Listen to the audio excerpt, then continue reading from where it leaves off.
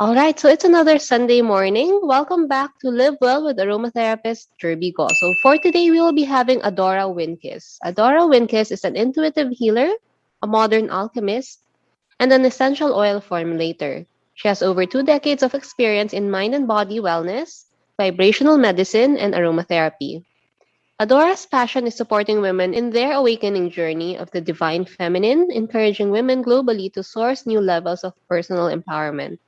She's the co-author of the book called Plant and Vibrational Medicine for Energy, Mood, and Love, a revolutionary guide to healing at the DNA level for self-mastery. Everybody, please welcome Adora Winquist.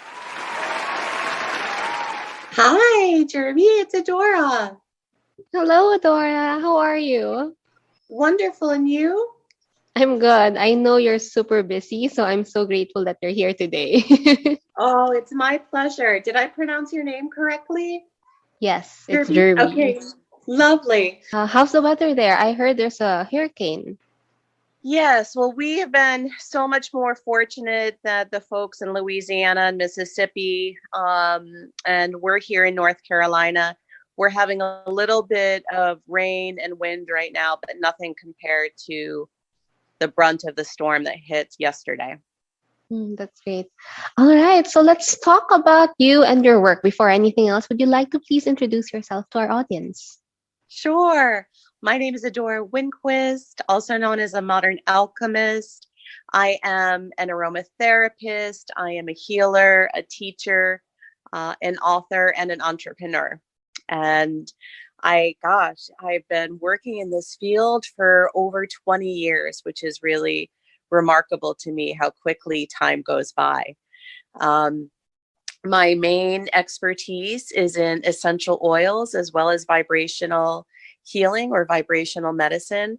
And I just had a book come out last month with my publisher in London called Detox, Nourish, Activate Plant and Vibrational Medicine for Energy, Mood, and Love. And it's rich with essential oil formulas and stories of my 20 past years of not only working with clients, working with formulas, working in business, but also working on my own healing journey personally. And so that's how I really found essential oils and plant medicine as well as energy healing. Perfect. So today let's talk about vibrational medicine. That I think that's really interesting and how plants and vibrational modality can heal us and set us free down to our DNA level because I know that's your specialty. It is. Thank you. So I guess let me back up a little bit because, it's really, I can articulate that today. The real specialty of my work is working with the Trinity and the intersection of esoteric philosophy, of psychospiritual dynamics, and of plant and vibrational medicine, and specifically the alchemy that is so tangible to us from the natural world. But there's always a starting point to someone's journey. And I think, especially with vibrational medicine and essential oils and aromatherapy, oftentimes we come to find it through our own healing crisis. And for me, that is very much the case. I first started when I was 19 and I had moved away from home for the first time and I didn't have a lot of money. I didn't have health insurance. And every year I would get bronchitis brought about from allergies. And so somewhere I heard about herbs and I went and bought 5 different herbs and made a tea. In fact, that tea recipe, so many people have asked me about that through the years. I actually included it in the book because it's such a powerful medicinal remedy. And then I started making teas and tinctures and then found essential oils, which of course, as an aromatherapist are the most potent aspect of the plant, right? The most potent form of plant medicine. That's right. And around the same time, I started to study Reiki. I started to study vibrational medicine. And after my first attunement with Reiki, I started to see colors around people. And I thought, well, this is really remarkable. And then I decided to not only pay attention to those colors, but watch how they shifted with people's emotions. And then to watch how, using that application of healing on myself and my loved ones, how we were able to shift our own emotional response and shift some of the places of pain that we carry throughout our being through past experiences, and of course that we carry at the level of our DNA. And I think maybe it's important for your listeners to just know that from a DNA perspective, right? Because it sounds very complex, and it is. But let's break it down to something that's a little bit more understandable. So if we can just take a moment of introspection into our physical bodies, right? We have trillions of cells in our body. Trillions. That's remarkable. That each cell is imprinted with our DNA. And from that, from our DNA, we have the imprint of every experience we've ever had physically, mentally, emotionally, and spiritually from the point of conception, right? Right there, that is a remarkable concept. But let's take it a step further from the generational perspective, right? Of what's carried in our DNA and our lineage, that the same applies for what our mothers have experienced, and our fathers, and our mothers' mothers, and mothers' fathers, and so on, down through our lineage, everything that is carried up until this moment, this beauty of these walking miracles that we are, that have the potency to harness our intention, our greater understanding of not just the science, but the esoteric philosophy, the psycho-spiritual aspects, our emotional natures of being, and then how we can harness and work with the alchemy from the natural world, from both the essential oil perspective, from the crystals, and from many other aspects of the natural world as well. And so, thinking about that, I mean, it just in a moment, it kind of takes your breath away, right? To really have the awareness of everything that our ancestors have experienced is also held within us. And so that goes for the wonderful gifts that they've had, right? That have been passed down through the family line, and also the areas of challenge, right? Where any types of patterning has been carried, of any level of distortion or dysfunction that's been carried through the lineage, that we have the power of this life and the limitless potential within us to be able to bring healing to it. And so I love your question about vibrational medicine, especially how it relates to essential oils, because essential oils are both vibrational as the quintessence of the plant, right? The most potent aspect of the life force and energy and vibration, as well as the biochemical aspects of the plant, right? Of sometimes up to 2 or over 300 chemical constituents that apply to the essential oil, like in the case of rose, of over 300, that lend this tremendously complex and versatile and potent form of plant medicine that is at our disposal to be able, and at our fingertips, to be able to come to greater understanding and what I like to call the intimacy of relationship, right? Building that relationship with the plant so we can actually hear the wisdom and the spirit medicine and the biochemical medicine that they have to offer us. Well, thank you so much for that, Adora. One thing that caught my attention is that you mentioned you start seeing colors from people. Is it their aura? Yes, great question. Great question, Jervy. Yes. So, we all have an energy field, an electromagnetic energy field around us that's comprised of specific levels. The emotional body in particular are where we reference the color points that are the colors of the rainbow. So when someone is saying, well, gee, I see a lot of red in someone's aura. I'm looking at their emotional body. That is one particular level of the field that contains those rainbow colors or rainbow frequencies. And different layers or levels of the field are different, not only in color, but in structure. And of course, they carry different aspects of our consciousness and our past.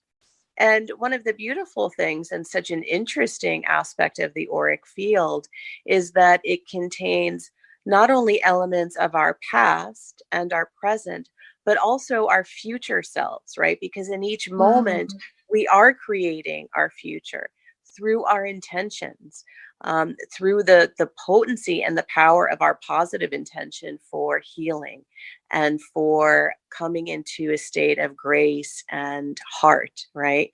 Coming deep into our heart space. And I really believe that that's one of the primary aspects of the healing journey, from the human perspective, is to be able to come back into our heart space and heal from the places of pain and trauma and heartache that we've all experienced, to be able to remember what it's like to love, with the heart of an innocent and pure nature. Wow. So can you see aura even through the screen, like right now? Can you see my colors? It's one of those interesting things that it's a muscle that you Mm-hmm. can build. And so, Mm-hmm. for example, when I was at school at the Barbara Brennan School of Healing, we would work to develop our aspects of HSP, or high sensory perception. And so there are different ways that we can perceive the human energy field or aura. One, of course, is visually, right? And some people are more visual than others. So if I wanted to hold an intention to be able to see your aura in this moment, yes, that certainly could be done.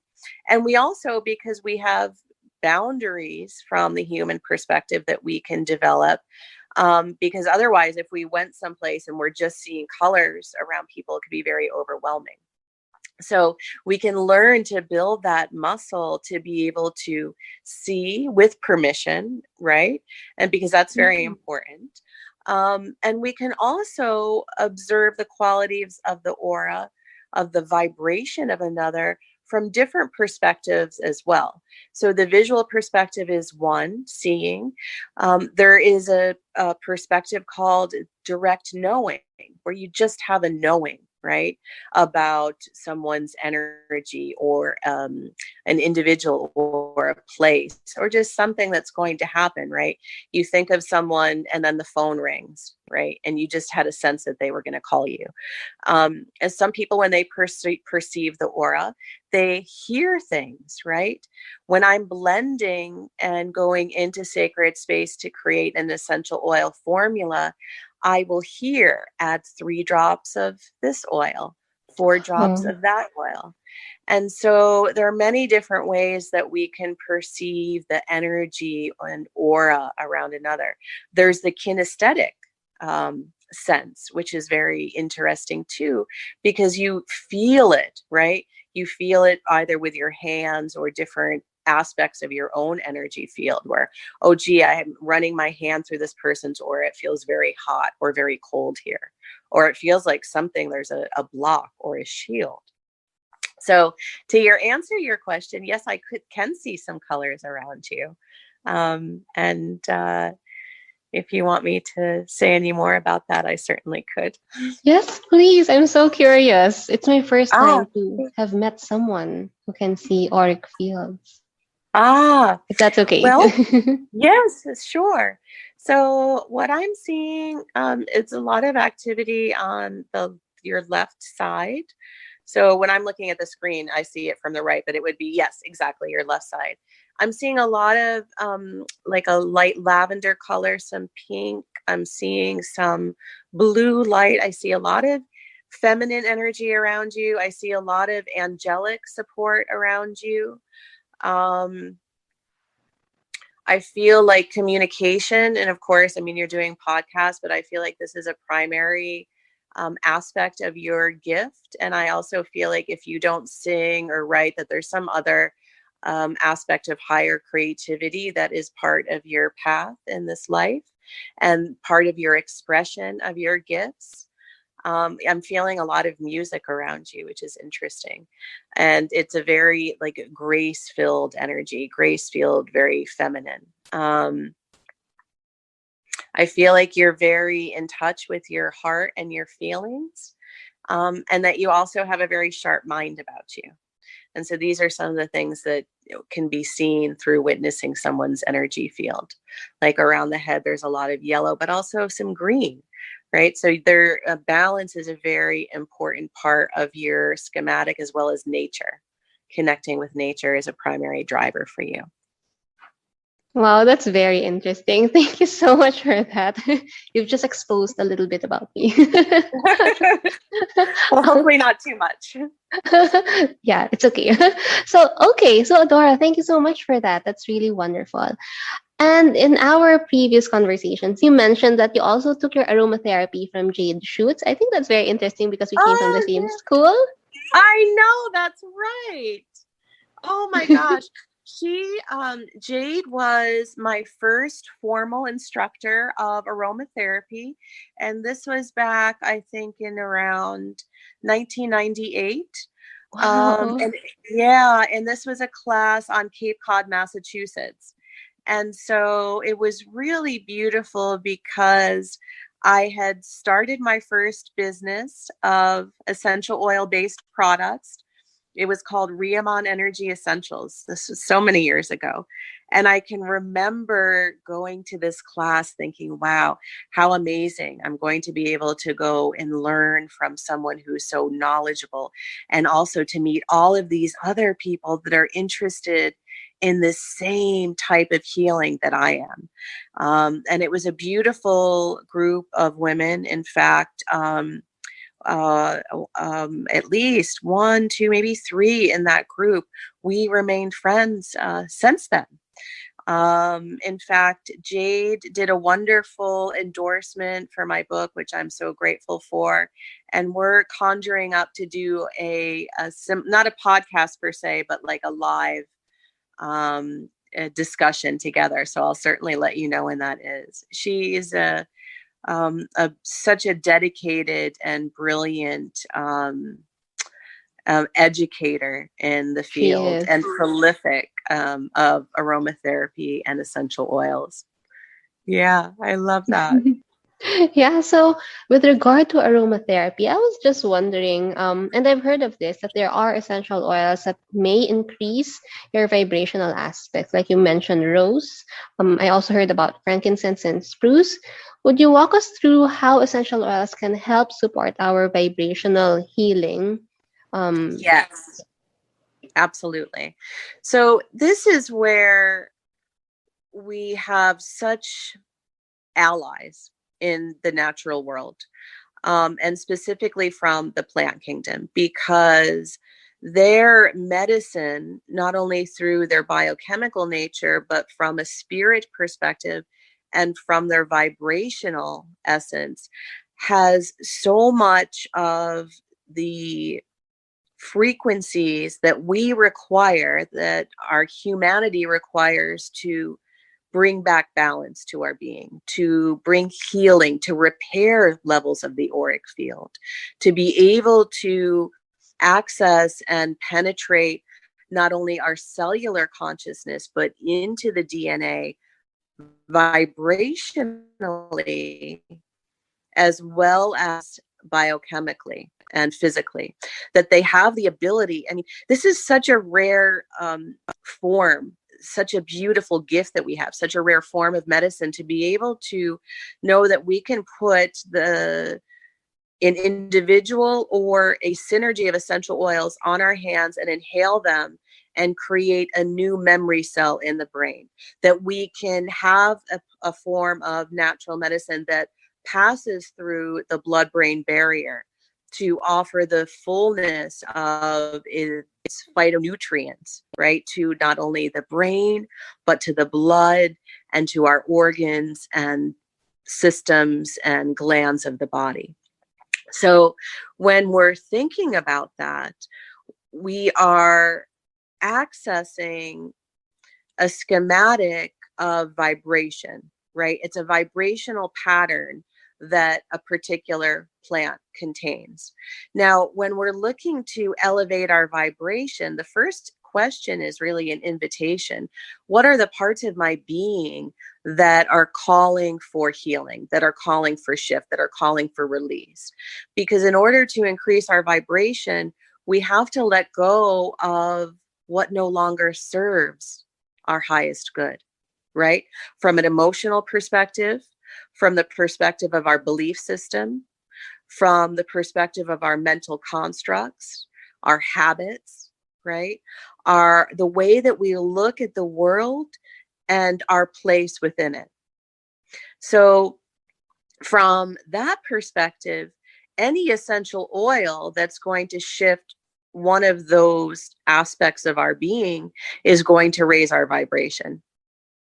So if we are looking to raise our vibration from, maybe let's look at the sacral chakra, right? That the lower belly, sacral, it's often referred to as the sexual chakra. So it relates to sensuality, our sexual expression, our emotional nature, and our relationship with ourselves. So the essential oils that are going to have a benefit there, whether it be blood orange, which is one of my favorites, or jasmine or geranium, right?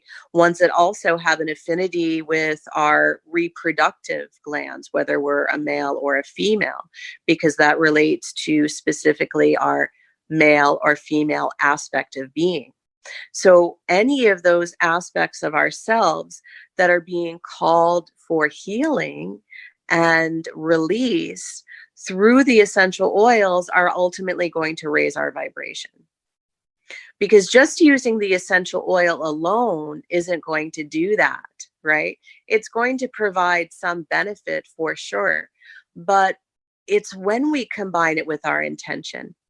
It's when we combine it with our understanding and our honesty with ourselves of our healing journey, right? Of those places within that we know that we have come into this life to shift and awaken and activate and actualize and come closer into communion with ourselves, with each other, and with our source of connection to the divine, and however that is termed for every individual. So when I'm looking at raising a vibration within a client or within myself, my first question is really, what's up for you right now? Like, what is activated within you? Where in your body are you feeling discomfort or pain? Where in your emotional being are you feeling disharmony? Where in your thought process are you feeling stuck or cloudy? Where in your connection to your relationship to either the earth, the natural world, or the divine do you feel disconnected? And then I'm going to work either with an essential oil with that person or with a synergy of essential oils to shift the vibration. Does that make sense? Yep. Wow, that's really nice. That's very, very profound. I'm really enjoying our conversation. But I have a question though. You were mentioning about raising the vibration. Is it ideal to always have a high vibration, or is there such a thing as an overdose or like an excessive amount of it? Or is it just the higher the better all the time?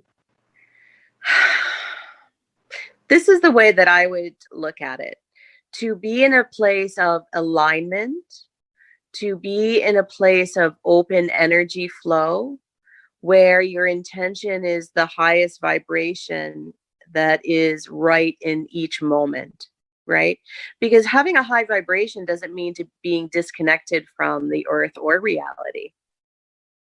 What it means is, wow, I feel really good. In my emotional being, I feel like everything is always working out for me. I feel like things are easy. I feel like that the energy of grace is around me. I feel a connection to my loved ones. I feel a connection to all of humanity.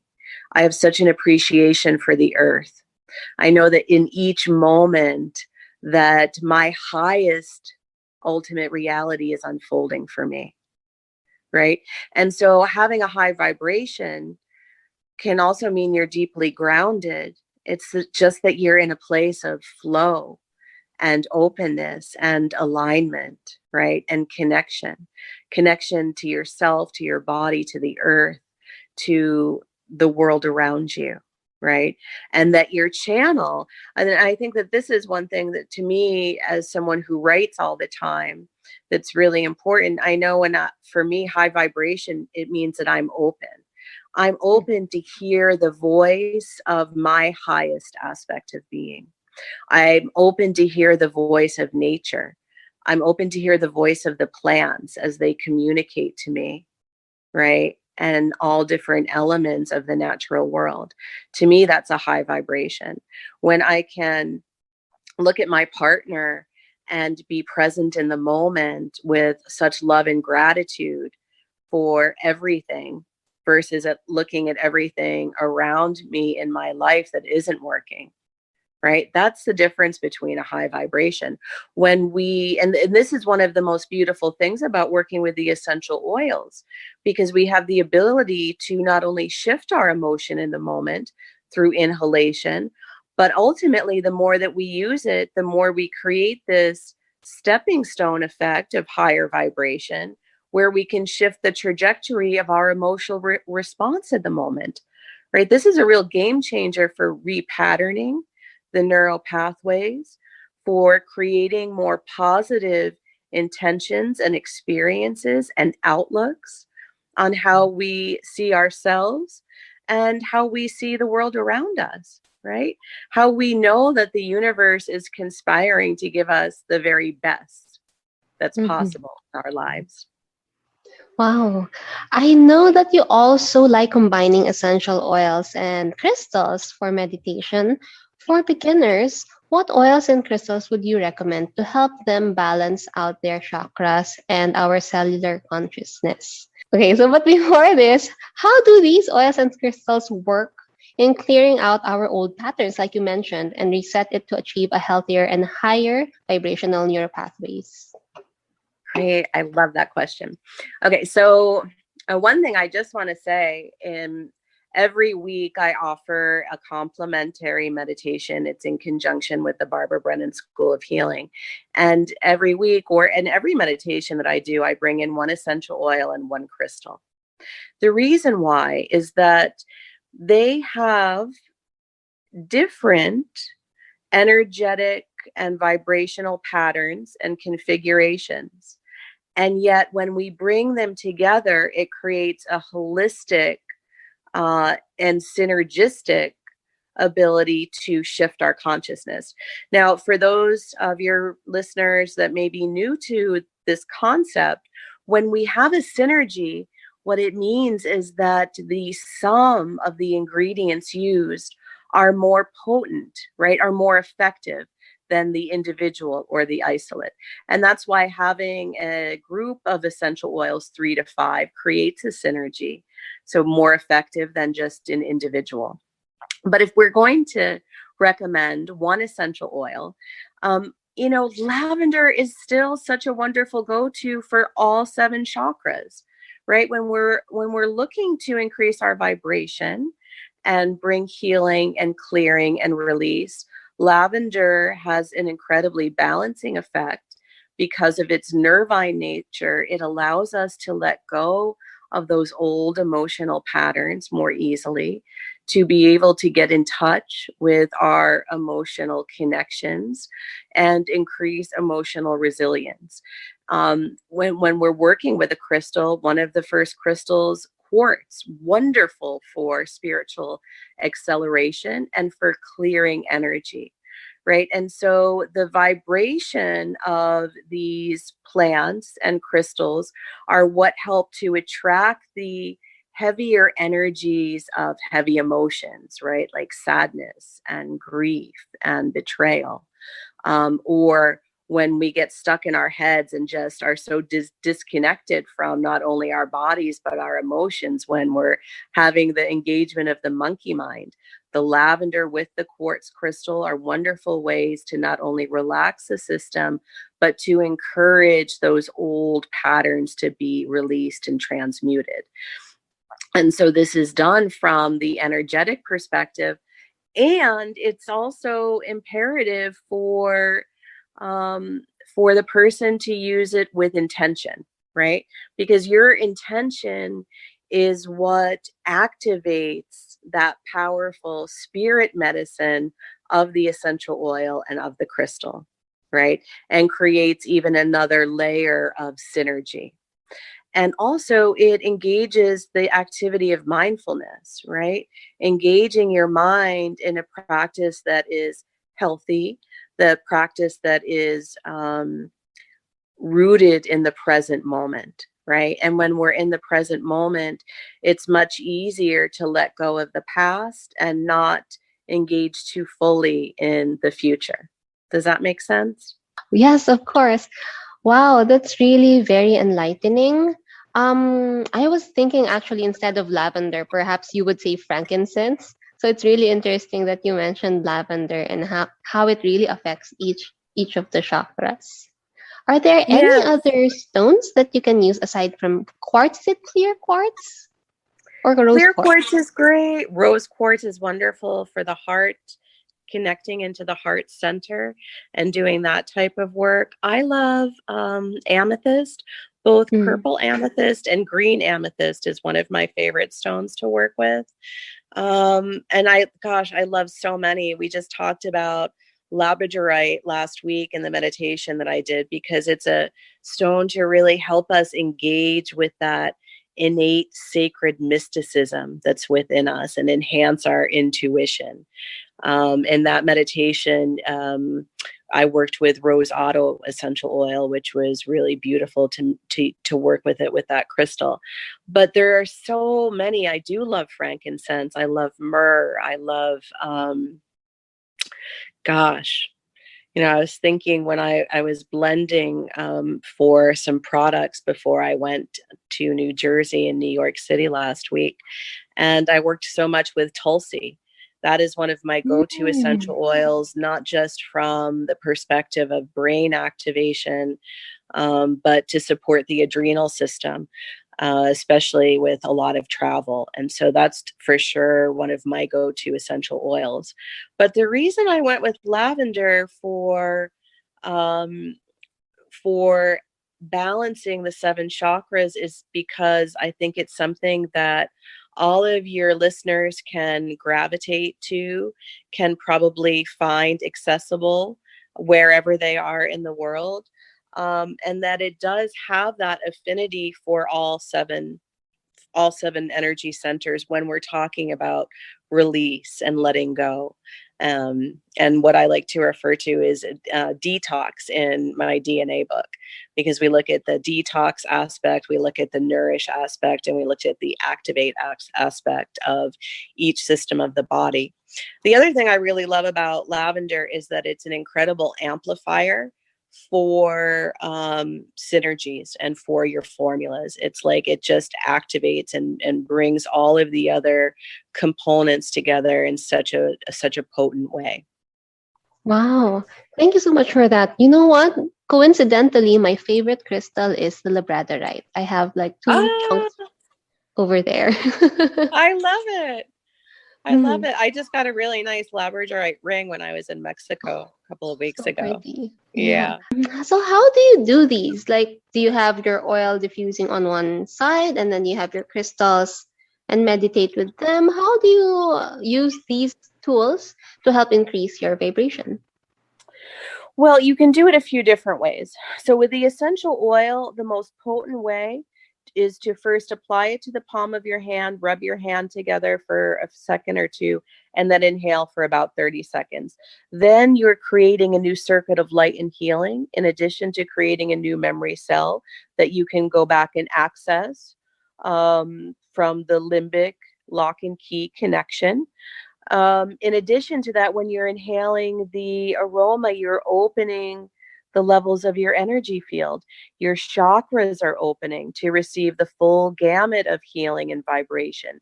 The nadis, right? The very small meridians are opening inside of your system.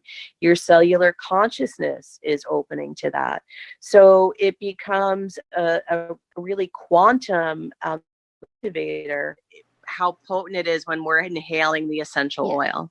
Mm-hmm. And that we can also apply the essential oil to the crystal and hold the crystal in our meditation, or if we're laying down, have it on the physical body. In fact, in my book, we have a lot of the grids placing the crystals on the body for specific types of healing and vibrational activation. But one of the interesting things that I think is unique to my work is that when I'm doing the meditations, because of course not everyone has the particular essential oil. They might not have white lotus. They might not have ginger lily. They might not have Palo Santo, or they might not have the crystal. So I recommend that they use whichever oil and crystal they have. And then I work with activating the cosmic consciousness and vital life force from a vibrational perspective. And so then they don't need to have the physical crystal or the essential oil with them. It comes through vibrationally and gets activated through their energy field, and then holographically through their cellular consciousness and DNA from a vibrational perspective.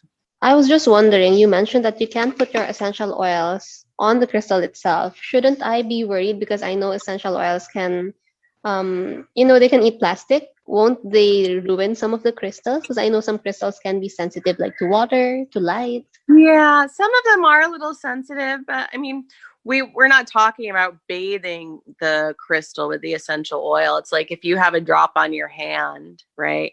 Then you have that vibration, and applying it to your crystal. I haven't had an experience where it's been detrimental before. You don't want to put too much on per se, right? Like you can't take all of your crystals into the bath, but some of them you can. And this is where it really is so important to build those relationships with your essential oils, with your crystals, to be able to open up your listening, right? And however that high sense perception comes through for you as an individual. I've never really tried using my essential oils on my crystals, but that's very interesting. And it's been a question because I see some people do that, but I'm just always curious, like, won't it ruin my crystals? Won't it ruin my labradorite? that's the more specific question. Right. The sheen of my labradorite. So thank you for that assurance. Yeah. And I really think that adding Palo Santo with labradorite, that's really wonderful. That's a really wonderful thing. And think about it. If you're just putting a little bit on and then you lay down and you do a grid of the crystals on your body, that frequency is coming right into that space. Or if you have a grid in your house that you're doing, maybe with some sacred geometry or an intentional grid, that your essential oil and the crystal are synergizing their frequency and enhancing their potency for your intentional practice. Wow, do you also use music? Because I have heard some people, there are kind of music that can help increase your frequency, right? So do you also do that? I love music. Yes, I'm a big fan of music, and I think that, there's different schools of thought. There are certain types of music or frequencies, of course, like classical is a no-brainer, that help to increase the vibration. Also, listening to mantras.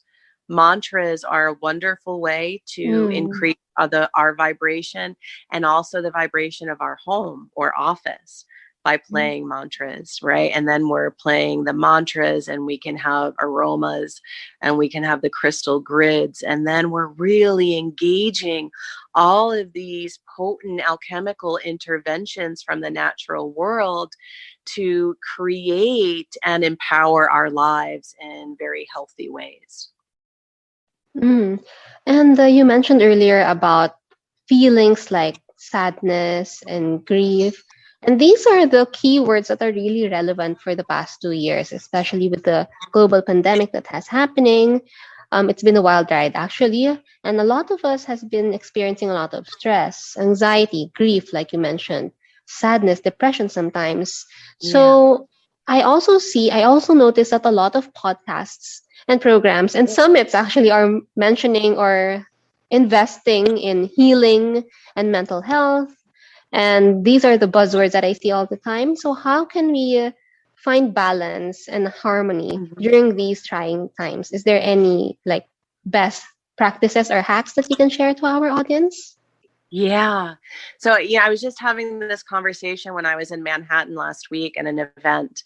And one of the things that I said was to curate your reality, to curate your environment. And I mean that from an intentional perspective. And just as we mentioned, having music that you find empowering and positive. So, what I was talking about last week in Manhattan was curating your environment and curating your reality, right? We in each moment have to choose our perspective and our point of engagement with reality. And so curating your environment is really important to creating your high vibration. So through music, right? Like we just talked about, but it doesn't have to be classical for everyone. It doesn't have to Mhm. be mantras. It's individual to you. So whatever music you find inspirational and engaging and uplifting is beautiful. Whatever aromas resonate with you, whether it's frankincense or ylang ylang or orange, um, whatever levels of light you have in your home. Light's a really big one. Is so making sure that you have enough natural light in your environment is very important to our mood. And also knowing when to turn the TV off, right? Too much news does not keep us in a state of positive thinking. The people that we surround ourselves with are very important, right? Our friends, our core relationships, to make sure that they're nourishing, that they're nurturing, that they honor us, making sure our relationships are harmonious and healthy. But the truth is, one of the most powerful aspects is the aspect of using pure essential oils through olfaction as a habit practice to be able to shift how you feel in the moment.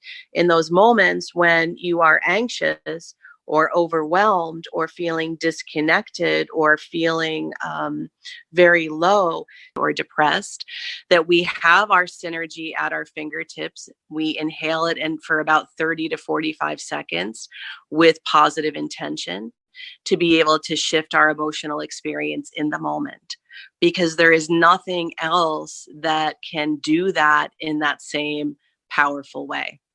Is there any synergy that you can share with them with regard to managing grief or anxiety? I know you just mentioned ilang ilang, frankincense, and sweet orange, and those are like one of my favorite synergies actually. So, is Oh, there nice.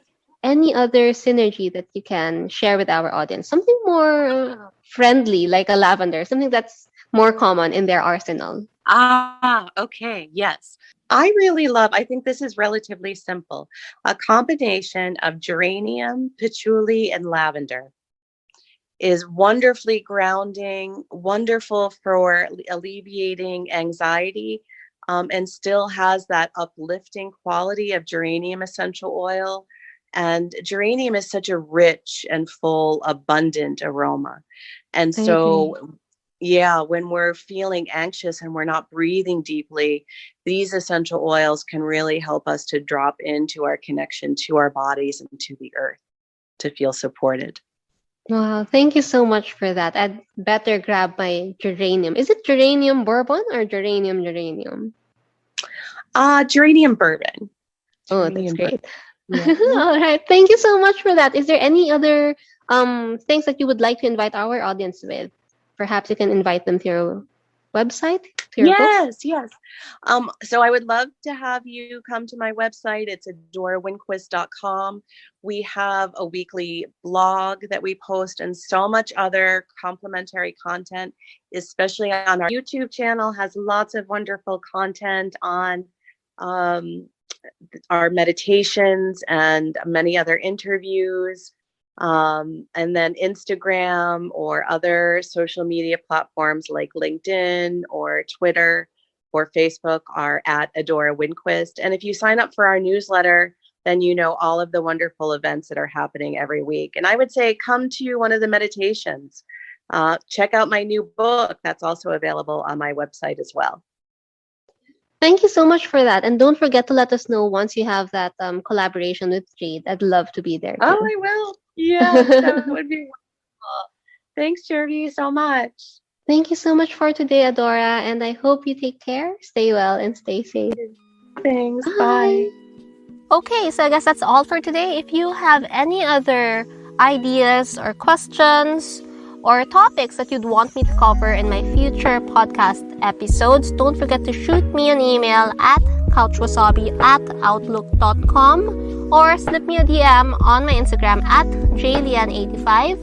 And I hope to see you on my next Live Well with Aromatherapist, Jerby Go.